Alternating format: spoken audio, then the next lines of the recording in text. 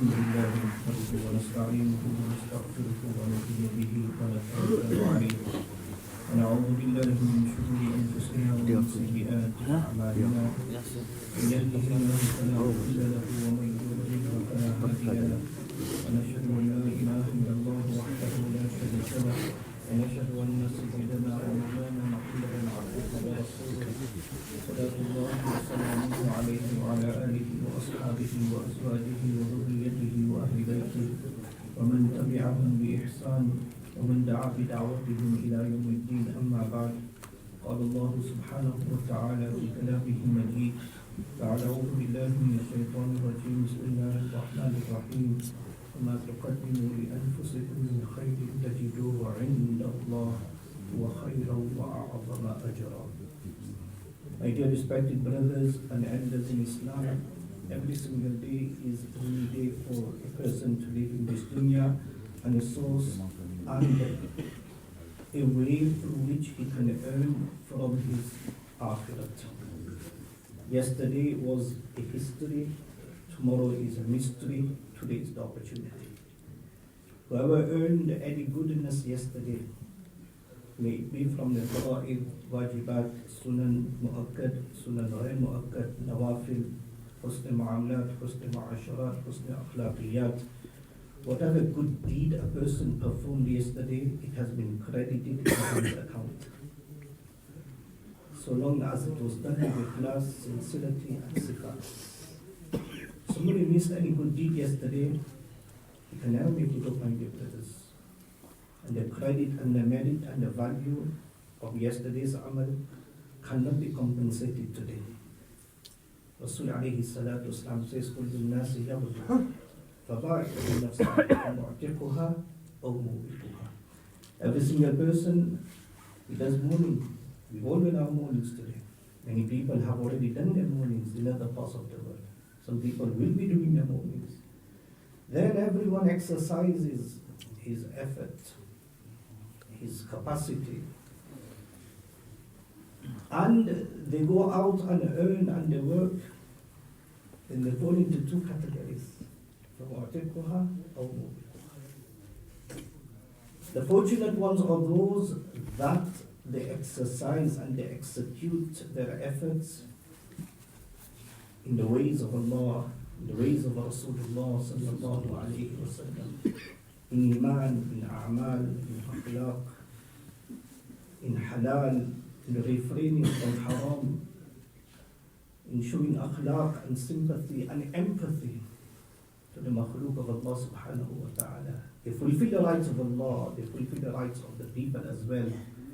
And by the time they go to sleep at night, they have freed themselves from the doom of akhirat.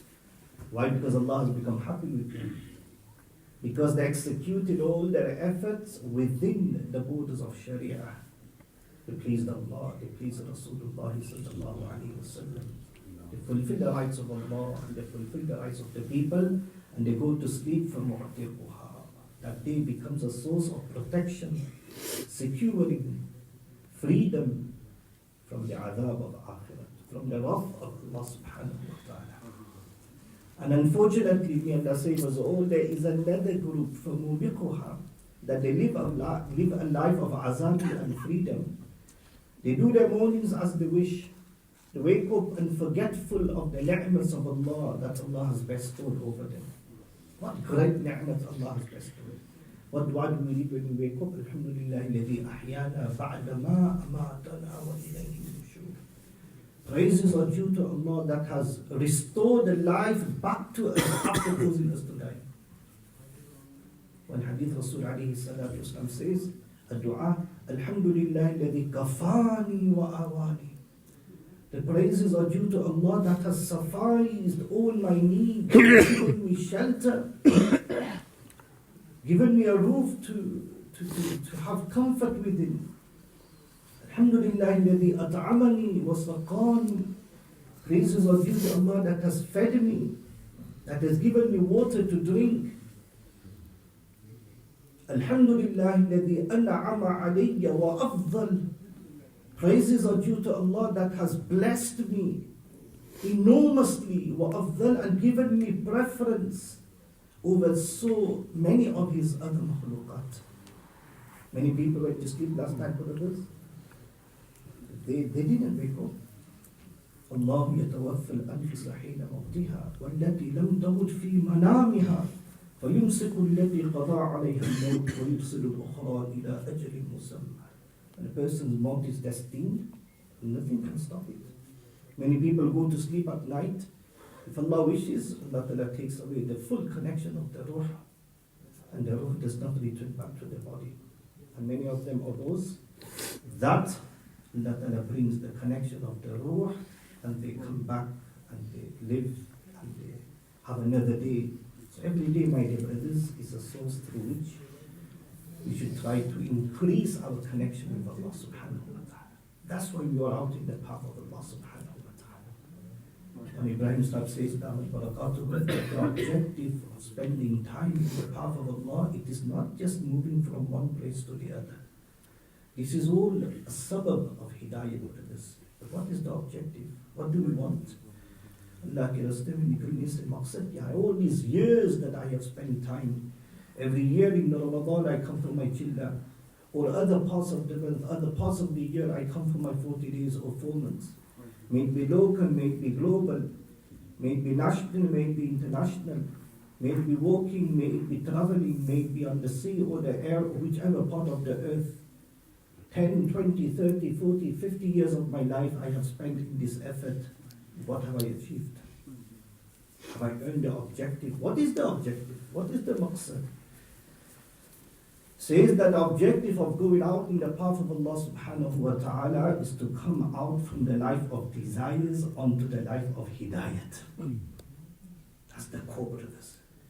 Every single day I spend my time, every single day Allah gives me a life, every single day I wake up. How much of my life is exiting from desire, a life of khahish, nafse, ammara. I do what I want, I live how I want, I fulfill my day-to-day life how I want. A person can never have two desires, brothers, that he wants to fulfill the desire of dunya and he expects the desire of akhirat. This cannot be possible. One has to give away one to earn the other. Man ahabba dunya, man ahabba dunya adarra bi akhiratihi. Wa man ahabba akhiratahu adarra bi dunya. فآخذ ما يبقى على عينه. Rasulullah says a person who loves his akhirat, then he will have to compromise, he will have to give away, he will have to suppress. Outwardly, he will have to face that little loss of dunya. That's the qurbani, that's the mujahada. He will have to leave, he will have to sacrifice, he will have to give and take. He will have to suppress that little desire of dunya if he loves akhirat. And if a person loves dunya, then he will harm his akhirat, brothers. It's one or the other. وَمَا تُقَدِّمُوا لِأَنفُسِكُمْ مِنْ خَيْرٍ تَجِدُوهُ عِنْدَ اللَّهِ. Whatever you and I would spend today for akhirat and send forth for akhirat, it will not go wasted. تَجِدُوهُ عِنْدَ اللَّهِ. تَجِدُوهُ عِنْدَ اللَّهِ. You will for surely find it in the court of Allah. وَنَضَعُ مَوَازِينَ الْقِسْطَ لِيَوْمِ الْقِيَامَةِ فَلَا تُظْلَمُ نَفْسٌ شَيْئًا فَمَنْ يَعْمَلْ مِثْقَالَ ذَرَّةٍ مِنْ خَيْرٍ. Whoever does anything good in this dunya, he will definitely find it in akhirah. He will definitely find it in akhirah. So that suppressing of that desire, my want, Allah subhanahu wa ta'ala, when He talks about inculcating the yaqeen in Allah's zat, Allah ta'ala mentions few things in the Quran. One of the things Allah mentions is His sifat, His attributes, His qualities. Allah is Khaliq, Allah is Malik, Allah is Raziq. All this beautiful. One of the things Allah subhanahu wa ta'ala mentions is the kainat and the system of this universe that Allah has created for the benefit of the human. One thing Allah subhanahu wa ta'ala mentions to take out the ghalat yaqeen, the false yaqeen, is the yaqeen of the idols, is the yaqeen of the people and the nation of the past, what they thought the yaqeen was all in. And the other thing Allah subhanahu wa ta'ala mentions in the Quran to take the false yaqeen out is the yaqeen from my own self, my own want, my own desire, my own nafsaniyat. I have to come out from that, brothers.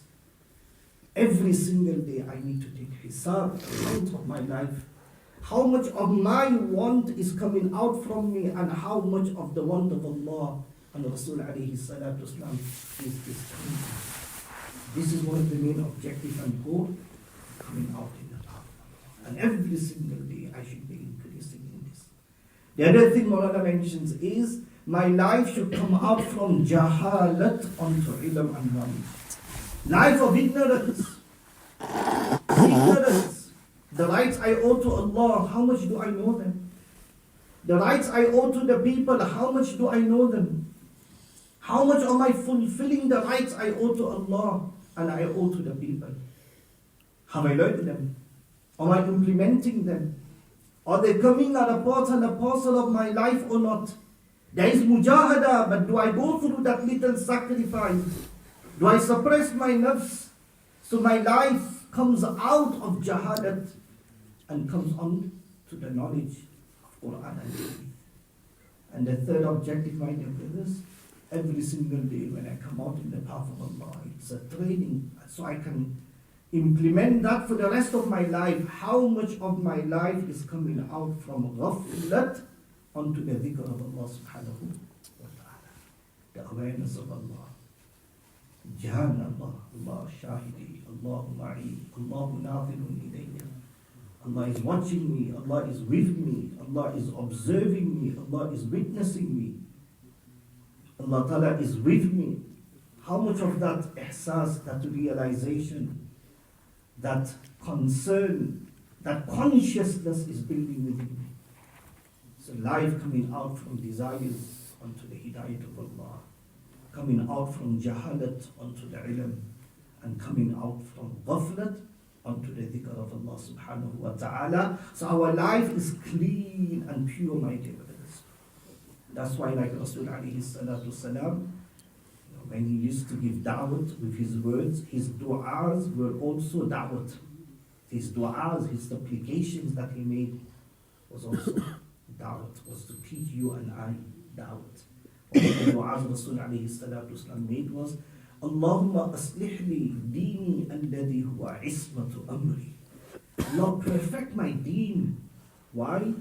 Because deen is the source of safeguardingness for me in dunya and akhirat. Deen will safeguard me in dunya and akhirat.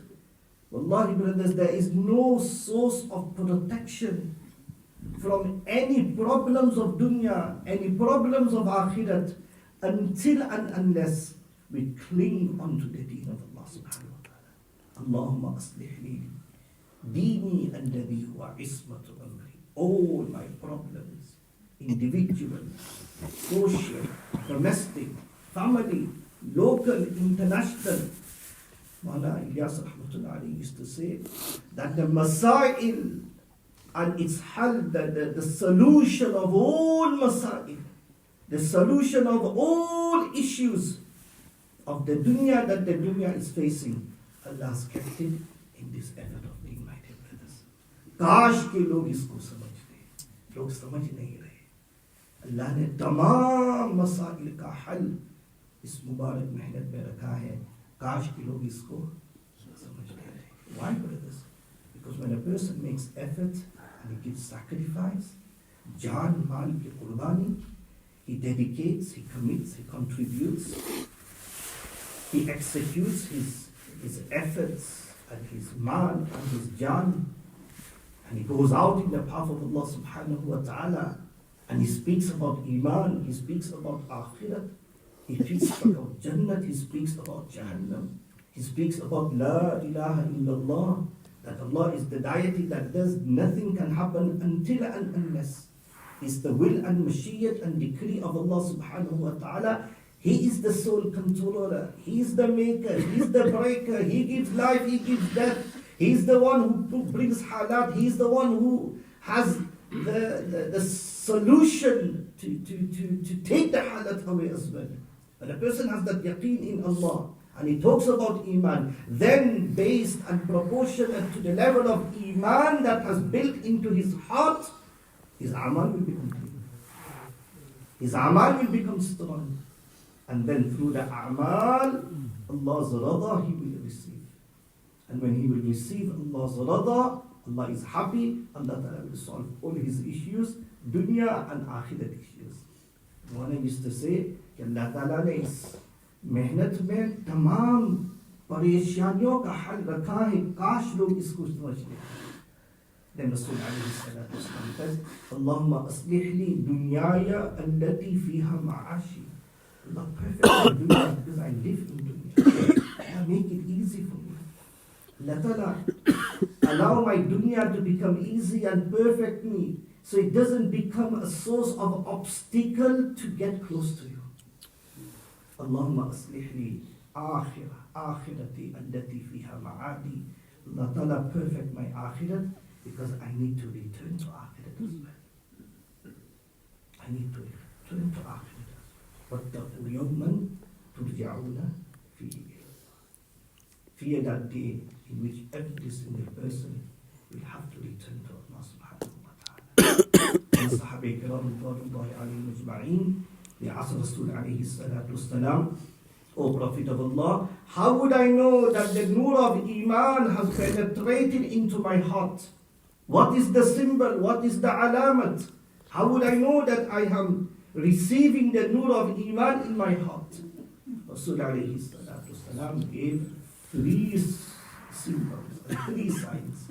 التجافي عن دار الغرور والإنابة إلى دار الخلود والاستعداد للموت قبل النزول. That if I want to know that the nur of Iman is penetrating into my heart, التجافي عن دار الغرور, that every single day my heart is disconnecting from dunya. Is this happening, brothers? I don't need to ask anybody else, I need to ask my own self. I live in dunya. Is dunya increasing in my heart? I need to live in dunya, no doubt. But is dunya living in me? These are two different things. I live in dunya. Is dunya living in me or not? Is dunya dictating me or am I dictating the dunya? This is what I need to ask myself. If I am dictating the dunya and my heart is not being affected by dunya, and I don't allow dunya to compromise with my akhirat, this is a sign of nur, of Iman in my heart. وَالْإِنَابَةُ إِلَى دَارِ الْخُلُودِ, every day my inclination with akhirat is increasing. My connection with Allah, my connection with Rasul alayhi salatu wasalam, my connection with salat, my connection with dua, my connection with tilawatul Quran, my connection in increasing the knowledge, my connection in akhlaq, husn mu'asharat, husn mu'amalat, the fear of Allah is increasing day by day. Why? Because I'm going towards that life, brothers. That will be the result of everything I have done in this dunya. And the preparation for maut before it appears and before it comes.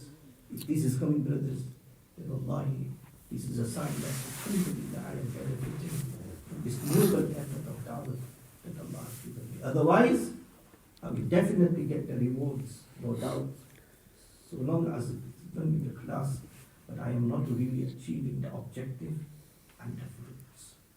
So that's why, my dear brothers, Allah has given us this great opportunity. Make effort on our a'mal. Salatu nurun, Rasul alayhi salatu wasalam says. Salat is a nur. Increase my devotion, concentration in my salat. There are three simple things, brothers, to bring the spirit of salat in us. Three simple things. Protect your eyes. Look where you're supposed to look. Protect your mind and your heart. Think that you are standing in the court of Allah subhanahu wa ta'ala. If someone's mind diverts, that's not your fault. Bring it back. Not to bring it back is my fault. Shaitan is with us. Waswas is with us. Shaitan will always try to direct and divert our mind elsewhere. That's why it comes in hadith. And the mu'adhin gives adhan, shaitan runs away 36 miles. From Medina to Rawha, 36 miles. Because adhan is the greatest form of da'wah. And shaitan doesn't like da'wah. 36 miles. After adhan is finished, he comes back. When iqamat is said, again iqamat is Allahu Akbar, Allahu Akbar, Allahu Akbar, Allahu Akbar. Shaitan runs away. He doesn't like tawheed. That's the most hated thing in the eyes of shaitan, tawheed. That's why it comes in hadith when a person is at-tahiyyatu lillahi was-salawatu wat-tayyibat. Assalamu alayka ayyuhan nabiyyu wa rahmatullahi wa barakatuh. Assalamu alayna wa ala ibadillahi as-salihin. Ashhadu an la ilaha. When he lifts his finger and he mentions the tawheed and the oneness of Allah subhanahu wa ta'ala, and he lifts his finger that Allah is one. It comes in hadith that this lifting of the finger is more painful to shaitan than being hit with an arrow and a spear. He doesn't like tawheed. He hates tawheed. So think that we are standing in the court of Allah, mind and heart. Tawajjuh. If it diverts 10 times, bring it back 10 times. Diverting is not your fault. That can happen. And not to bring it back is my fault. And the third thing our ulama say to bring khushu and khudu in our salat, my dear brothers, don't move too much. Unnecessary movement. Going like this unnecessary and going like this unnecessary. Playing around with your fingers and fidgeting with other parts of watches and whatever we have on or your clothes. Don't move too much. وَقُومُوا لِلَّهِ قَانِتِينَ. قَانِتِينَ أي خاشعين أي خاضعين أي ساكتين أي ساكنين. All these translations. Don't move too much. So mind and your heart, focusing your eyesight in the right place. That's why ulama have written, when you stand up in your salah, where you're supposed to look? When you're standing, in the place of sajda. When you do ruku, near your toes. When you sit down, on your laps. When you do salam, on your shoulders, towards your shoulders. This will bring khushu and khudu in our salat. Salat al-Nur. Where is the Nur? Nur will be my grave. Because grave is a place of dhulmat. Tariki, absolutely darkness. Just imagine this. The person's body is being laid inside a casket and a coffin. And the cover is put on, that's the darkness. When he goes inside the grave, 6 foot, 7 foot, 8 foot, the more deeper a person goes, the more dark it becomes. True darkness. Third, when the soil is laid on top of the grave, the more soil, the more darkness. And then, when the sun sets in the evening, the darkness. Where will the person get light from? Salat will be a source of nur in one's grave. Nuruhum yas'a bayna aydihim wa bi aymanihim. Salat will be a nur when a person crosses the bridge of Sirat. Nuruhum yas'a bayna aydihim wa bi aymanihim. There will be nur in front of him. There will be nur on his right hand. The ulama have written that people's nur will be proportionate to the iman and the quality of the amal in this dunya. Some people's nur, when we cross the bridge of Sirat, will be like the size of a date tree. Date tree. That's how huge the nur will be on his right, on his left, on in front of him. Some people's nur will be like the size of a standing man. And some people's nur will be like nur emitting from the tips of the thumb. Just that much. Sometimes it's low, sometimes it will go off as well. And where else will this salat be a nur? Comes in hadith, and some people from the people of believers, due to their sins, and they did not do istighfar and tawbah, Allah did not forgive them, and they will enter into Jahannam. One day Allah will say to the angels, take those out who let the kalima, La ilaha illallah, Muhammadur Rasulullah. Then the angels will go into Jahannam and they will see light. And this light will be emitting from the parts of the body of the person that when he read salat, they used to touch the ground, the 7 parts, i.e. the forehead, the hands, both knees and both feet. The nur will be emitting from these 7 parts, and the angels will recognize those people and take them out from Jahannam. So it's nur, salat is a nur of the ma'rifat of Allah, the recognition of Allah subhanahu wa ta'ala. That's why many brothers, when they are out in the path of Allah, inculcating this consciousness, what benefit, am I receiving? Am I increasing my iman, my ta'alluq with Allah, my muhabbat with Rasul alayhi salatu wasalam? Man ahya sunnati inda fasadi ummati falahu ajru mi'ati shaheed. How many new sunnahs are coming into my life? Not because of tradition, not because of culture, not because of riwaj, but because it is the way of Allah's beloved Muhammad sallallahu alaihi wasallam. How much Muhammad is the Quran? خَيْرُكُمْ مَنْ تَعَلَّمَ الْقُرْآنَ وَعَلَّمَهُ. No one can be better than that person who learns Quran and teaches the Quran. Comes in Hadith that those people who will be under the shade of Allah's throne on the day of Qiyamah, one of those will be those that who used to teach the Muslim children the Quran, and also those youths that learned the Quran when they were young and continue to recite it when they grow old. So in the path of Allah we get this opportunity for this connection with the Quran, connection with the word of Allah subhanahu wa ta'ala, learning and teaching, da'wat and ta'aleem, da'wat ta'aleem and ta'allum, ibadat and khidmat, and increase our consciousness, our spirit with Allah subhanahu wa ta'ala and His Rasul alayhi salatu wasalam. So brothers, we do this inshallah. May Allah Ta'ala make it easy for us. May Allah Ta'ala accept our khuruj. Month of Ramadan is coming, brothers, and Shahrul Quran, Shahrul Juhud, it's a month of effort, month of Quran, month of increasing our connection with Allah. First 10 days of Rahmat, the second day of Maghfirah, the final 10 days, the emancipation from Jahannam. للصائم فرحتان فرحة عند فطره وفرحة عند لقاء ربه. For a person who is fasting, there is two happiness. One happiness is the time of iftari, and the other happiness when he meets Allah. What is the happiness at the time of iftari? That happiness is not the samosas and the pakoras, brothers. The happiness at the time of iftari is because he's completed the hukm of Allah. Allah gives him that inner peace, that inner happiness, because he's fulfilled the command of Allah. May Allah Ta'ala make it easy, accept all our ibadat, and make this a source of our emancipation from Jahannam.